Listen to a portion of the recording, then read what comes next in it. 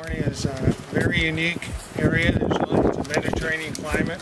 There's only 5 places in the world that have this climate, and there's only 4% of the Earth's landmass is Mediterranean climate. And so, what's a Mediterranean climate? It happens at latitude north 34 degrees about, and south 34 degrees, 32, 34 degrees, somewhere in there of latitude. And it always happens on the the west side of a continent.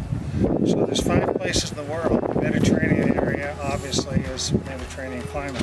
Southern California, central Chile, the very tip of South Africa, and 2 little tips on peninsulas in Australia are the only places with Mediterranean climate. The Mediterranean climate is a cool, wet winter and a warm, dry summer. Basically, in Southern California, we get 90% of our precipitation in the winter, very, very little in the summer. So the plants are a lot different because of that. They have to adapt to a very long drought in the summer and lots of moisture in the winter. So there's a lot of different adaptations, and we'll go through some of those today. Another thing that's unique about Southern California is we live in part of what they call the transverse ranges, and they start out by Palm Springs in the Little San Bernardino Mountains, where Joshua Tree and stuff is, the San Bernardino Mountains, the San Gabriel's, the Santa Monica's, the Santa Ynez Mountains. They all run east to west. Most of the major mountain ranges in the world run north to south.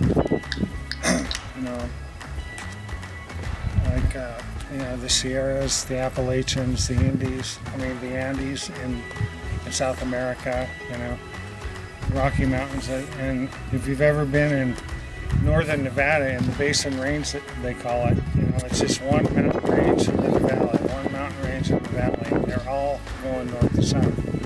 So, what does that mean for here?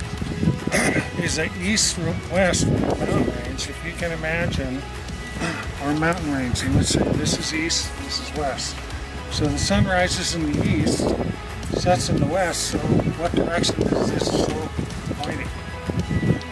South, pointing south. So we're in the northern hemisphere, so the south face of this mountain gets baked all day long.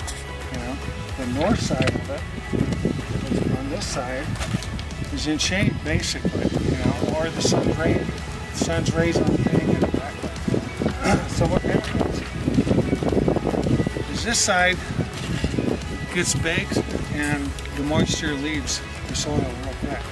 On the north side it doesn't. So, and then at the very top of the mountains we have rain shadow effect. You can take a look at the mountains over there.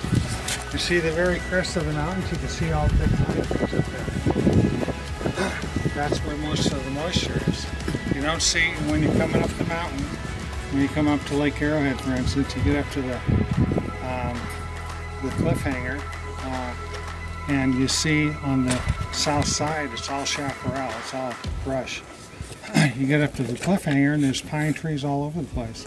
And you follow Highway 18 all the way to Big Bear, and on the south side it's all shrubs. On the north side it's all trees, because we're at the apex. We're starting on the north slope. So there's a lot more moisture available, even though the same amount of moisture will fall pretty much right at the crest there, but the moisture stays longer on the north slope. Okay, so in Southern California you see a lot of different types of plant communities, and that's what we're going to be talking about some today. And Southern California is California in its own is one of the most diverse states as far as the plants of any state in the nation. We have anything from desert below sea level to the highest spot in the continental United States at Mount Whitney at over 14,000 feet, and they're only 90 miles apart. So you get a huge variation of plant communities and the ways plants have to adapt to those areas.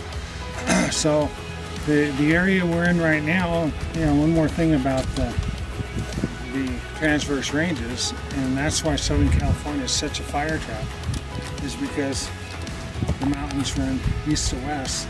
This gets big. This is a real fire target. And most of the real serious fires in California, especially Southern California, are on the south faces of mountains.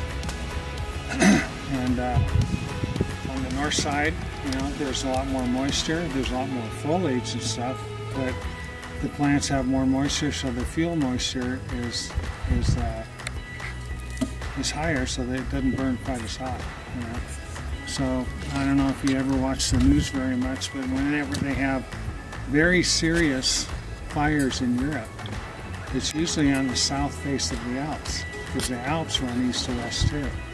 So the south-facing slopes of the Alps, like northern Italy and stuff, real susceptible to fires too. You don't hear those big fires in Switzerland and Germany because it's on the north side. You know?